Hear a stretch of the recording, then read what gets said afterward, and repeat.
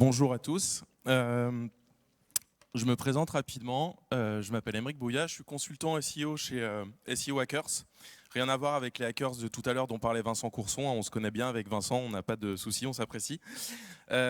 Aujourd'hui, je vais vous parler de petites choses qui m'est arrivé avec des clients qui m'appellent un peu en panique en me disant « Aymeric, je comprends pas, ma page d'accueil elle a disparu, Aymeric, j'ai mes positions qui baissent, d'où ça vient ?» Parfois, c'est des confrères SEO aussi, parce qu'on partage beaucoup.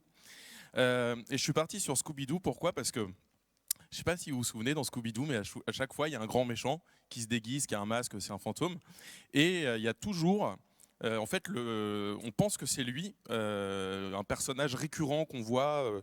On se dit, ah, lui, ça doit être le méchant, ça doit être celui qui se déguise, etc. Et en fait, c'est jamais celui à qui on pense. C'est toujours un autre, un personnage intermédiaire. Et sur les problèmes SEO, c'est un petit peu pareil.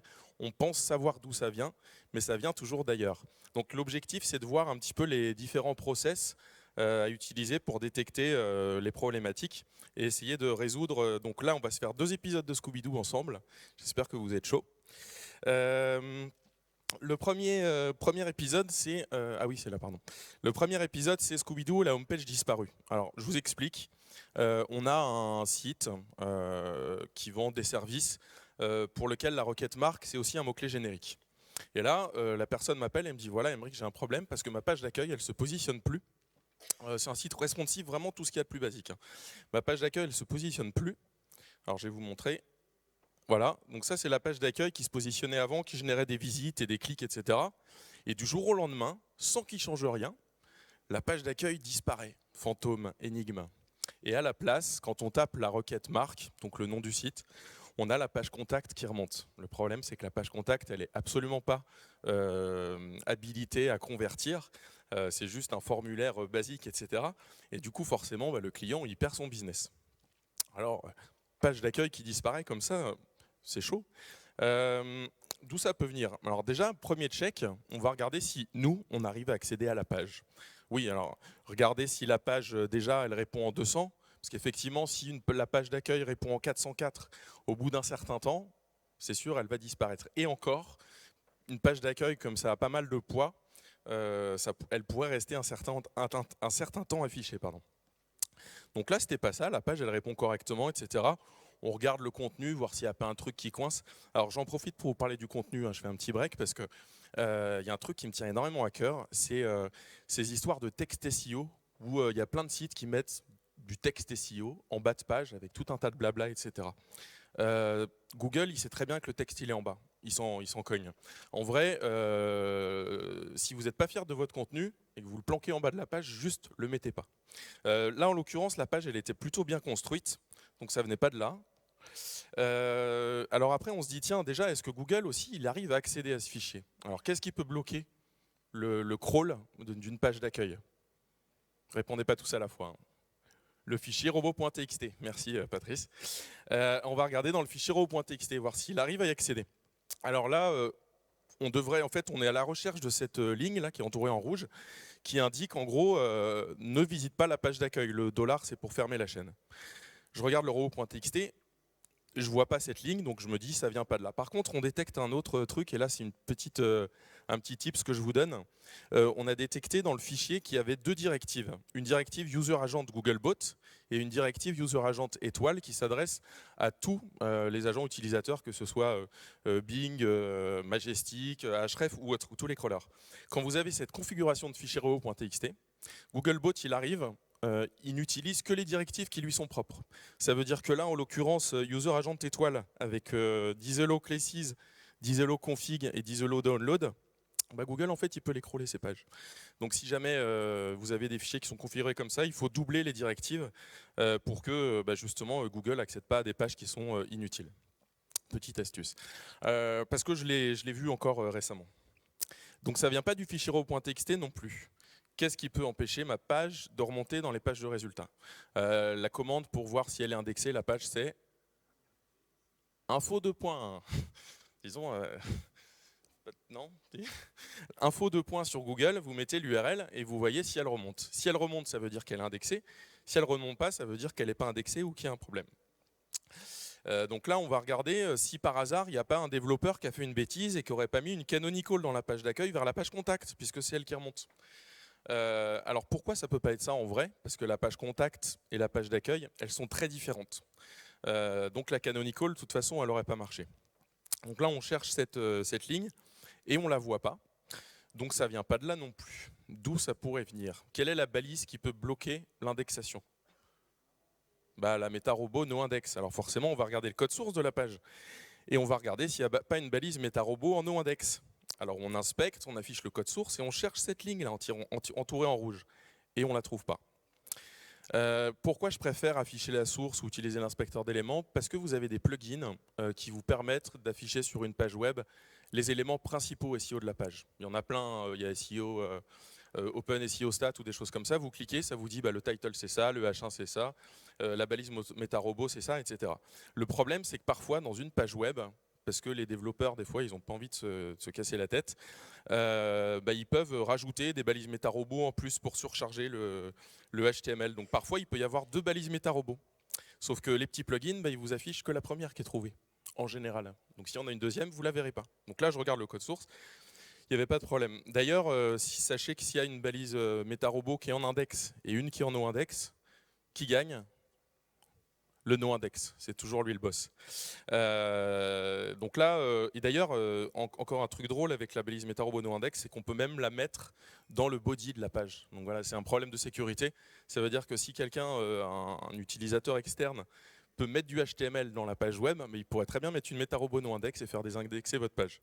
Ça revient au truc de sécurité dont parlait Vincent Courson tout à l'heure. Donc là, ma page d'accueil, elle a disparu. Pas de problème dans le robot.txt, enfin quoique si, mais c'était pas celui-là. Pas de canonical, pas de problème de MetaRobot no-index. D'où ça peut venir? Ah, il y a un autre endroit où on peut mettre des no-index, c'est les entêtes HTTP. Ouais, c'est super pratique. Le Xrobot tag, vous pouvez via la configuration du serveur dire bah voilà toutes les URL qui contiennent tel paramètre pourri de tri ou de filtre, etc. Bah, je veux renvoyer cette entête Xrobot tag no-index. Google les lit, Bing les lit.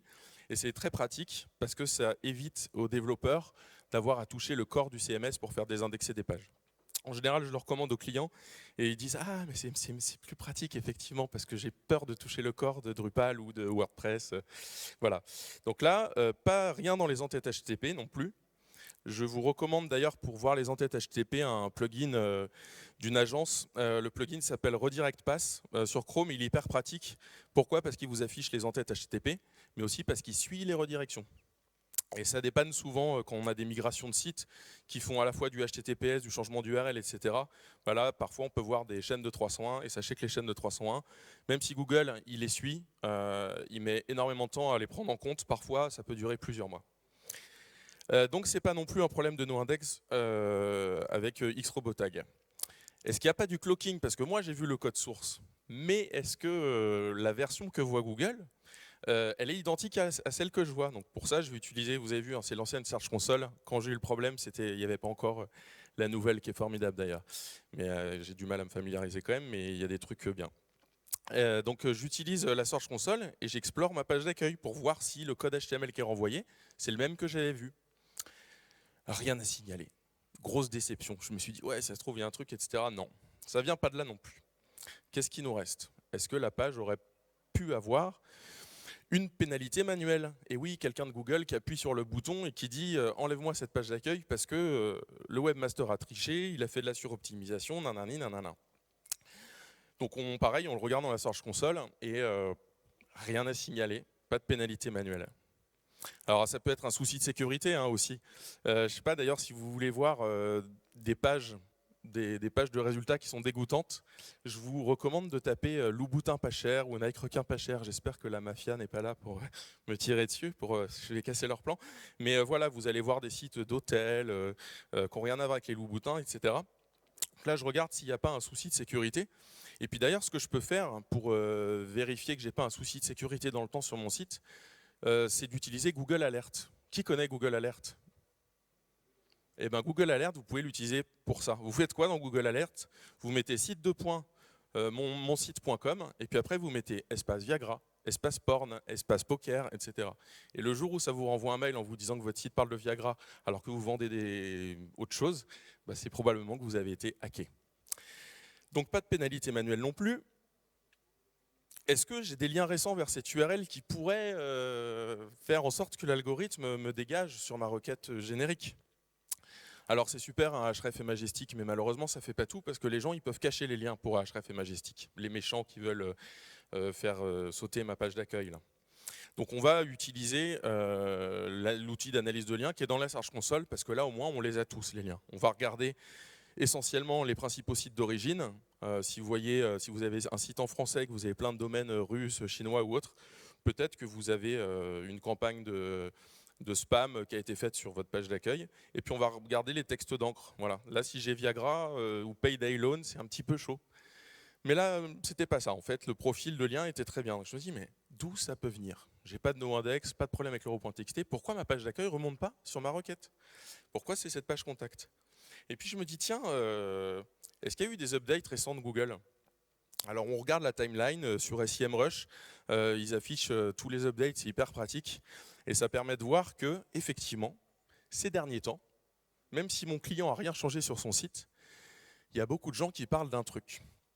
Et est-ce que ce ne serait pas cette update ou cette modification de Google qui ferait que ma page d'accueil ne remonte plus? Il y a toujours un méchant.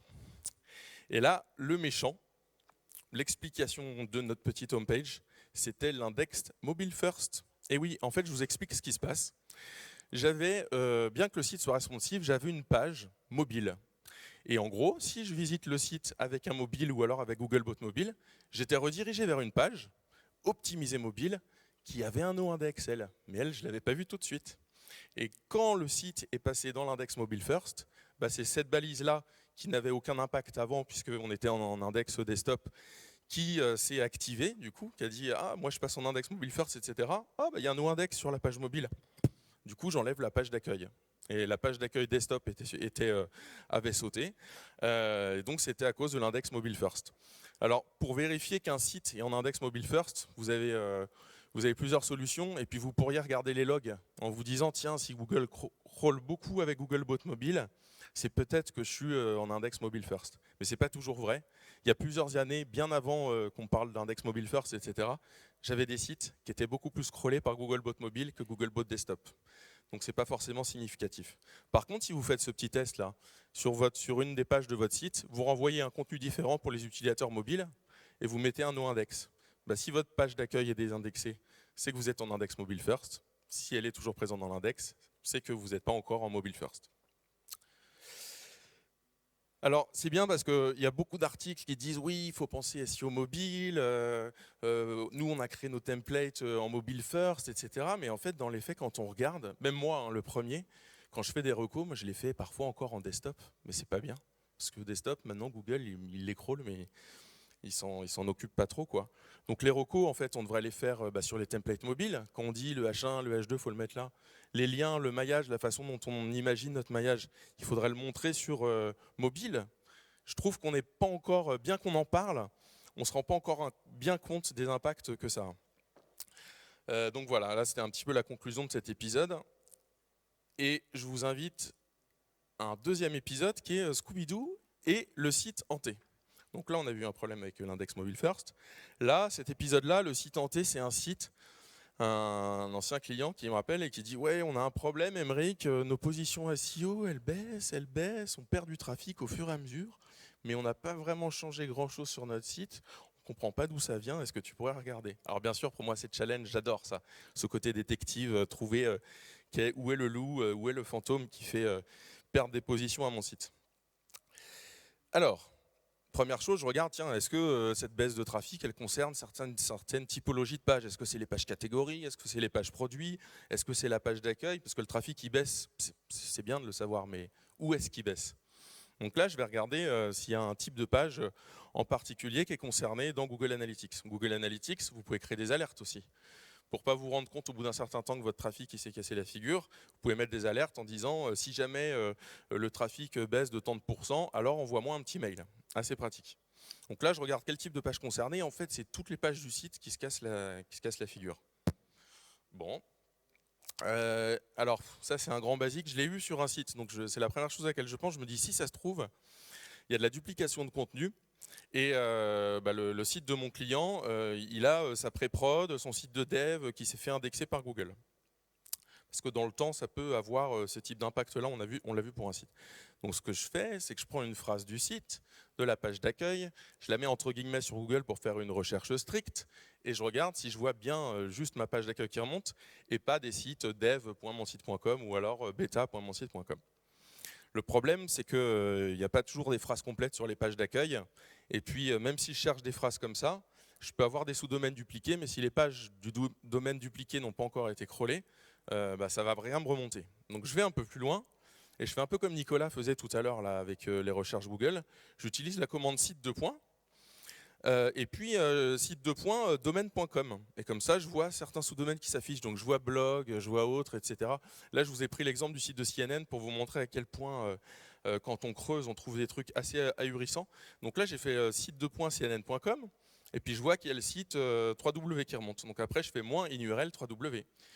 Et là, au fur et à mesure, je purge, je filtre, j'enlève inurl coupon.cnn.com, inurl édition.cnn.com, et je vois quoi? Je vois m.cnn.com. Et alors ça, c'est génial, parce que CNN, c'est un vachement gros site et tout.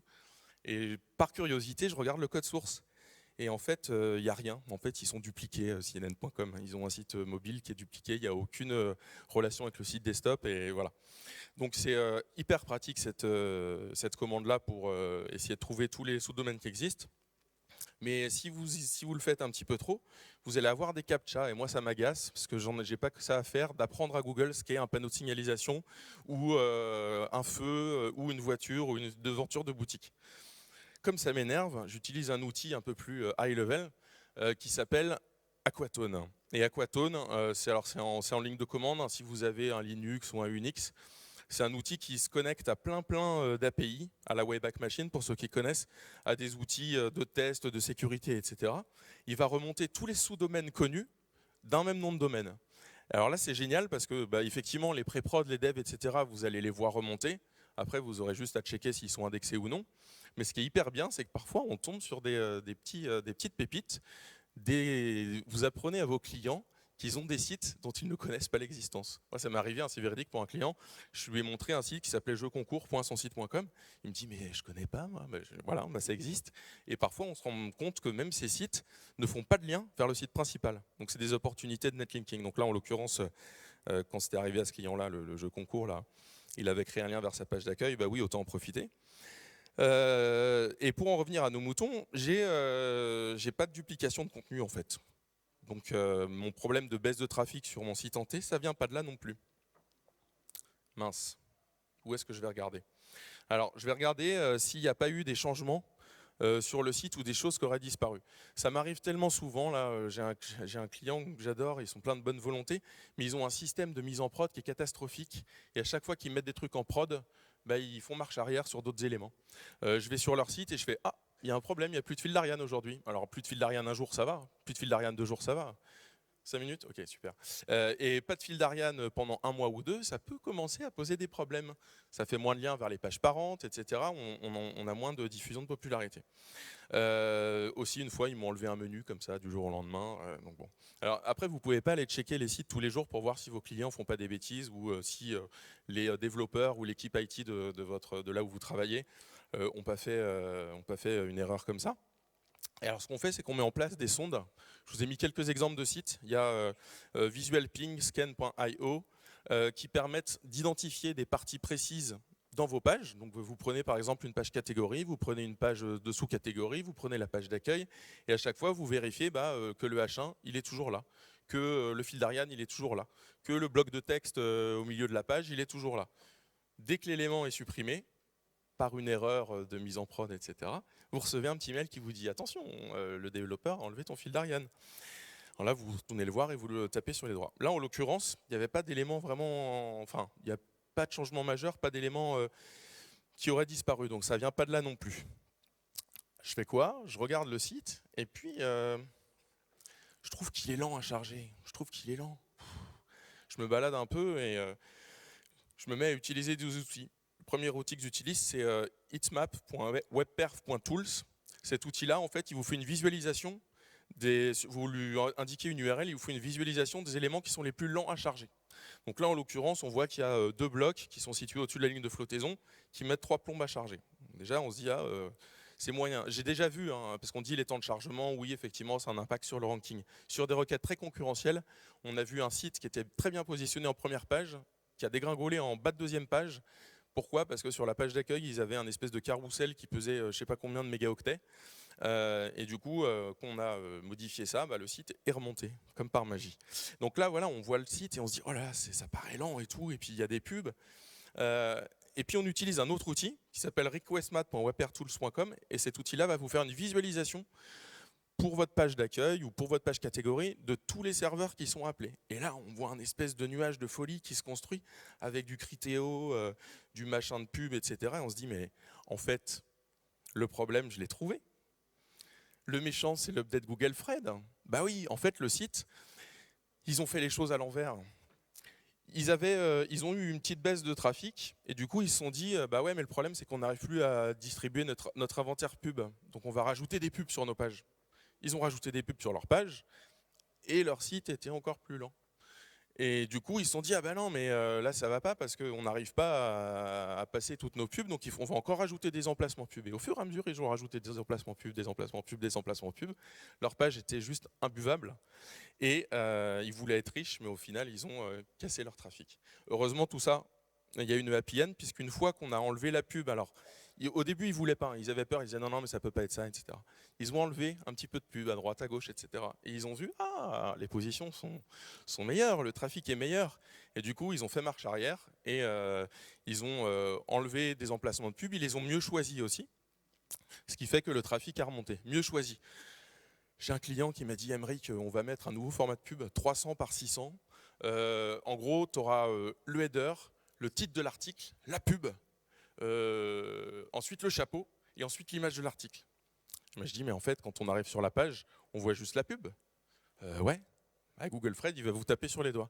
Alors pour leur montrer l'impact de Fred, j'ai envoyé un mail à Lydia Solis et je lui ai dit trouve-moi tous les articles que tu peux sur Google Fred pour montrer que c'est pas bien et qu'il ne faut pas mettre de la pub n'importe où, n'importe comment, parce que je voudrais montrer à mon client que ça peut avoir un impact terrible sur ses positions. Chose que j'ai faite et grâce à ça, j'ai pu leur faire comprendre que ça servait à rien de balancer de la pub comme ça pour vider leurs inventaires, qu'il fallait, oui, mettre de la pub, mais mettre de la pub mieux. Quand on voit les deux exemples là, alors vous avez vu, j'ai utilisé des outils, j'ai utilisé des commandes, mais une fois en formation, il y a quelqu'un qui m'a fait une remarque très juste, où j'expliquais le SEO, comment ça marche, etc. Il me dit, mais en fait, le SEO, c'est juste du bon sens. Bah ouais, c'est du bon sens. Là, on le voit, l'index mobile first, bah oui, c'est du bon sens de travailler en mobile aujourd'hui. Voilà, si j'avais pas eu le réflexe, j'aurais jamais trouvé. Une page qui est horrible, qui est dégueulasse, c'est du bon sens d'enlever la pub. C'est pour ça que Google a mis des updates. Il y avait Olivier, tout à l'heure, tu disais un truc intéressant, tu disais l'expérience utilisateur et Google, je trouve que de plus en plus, Google voit l'impact on voit l'impact sur les positions de la façon dont est structurée une page. C'est assez incroyable d'ailleurs, il y a cette espèce d'intelligence où très rapidement, effectivement, il sait identifier la pub Google et très rapidement, il peut faire dégringoler une page parce que justement, vous avez un petit peu trop appuyé sur le bouton pub. Je crois que j'ai fini. J'avais 2 autres épisodes. Je vous l'ai fait vite fait, un Scooby-Doo et le burger menu, c'était génial. C'était un client, pareil, qui est passé en responsive. Et en fait, ils ont supprimé les liens vers les principaux univers de leur page. Ce qui fait qu'il n'y avait plus de maillage vers ces pages. En fait, pour que le burger menu fonctionne, c'était juste cliquable, mais on n'arrivait pas sur les pages des univers. Et du coup, ils ont eu des pertes de position. Et juste pour finir l'épisode cadre, celui-là, je l'adore. C'est un site qui renvoie des 500 dans la Search Console, des erreurs 500. Et qui commence à perdre des positions aussi. Il perd des positions, il perd des positions, il perd des positions. On se dit, ok, il renvoie des erreurs 500, mais c'est bizarre. Moi, quand je me balade sur le site, je ne vois pas d'erreur 500. Et puis, c'est certaines pages, comment, pourquoi, etc. Puis en fait, en regardant dans les logs, on a vu que les erreurs 500, elles se produisaient toutes les nuits à 2h du mat. Pourquoi ? À 2h du mat, il faut une sauvegarde de la base de données qui faisait systématiquement planter le serveur. Google, toutes les nuits, quand il visitait des pages, il voyait qu'elles répondaient mal et du coup, à terme, il a explosé le site. Voilà. Donc il faut juste bien regarder partout et surtout être en contact avec toutes les équipes, que ce soit technique, marketing ou ceux qui mettent la pub, qui peuvent modifier vos pages parce que souvent le problème vient de l'intérieur et pas de l'extérieur. Je crois que c'est tout. Merci beaucoup.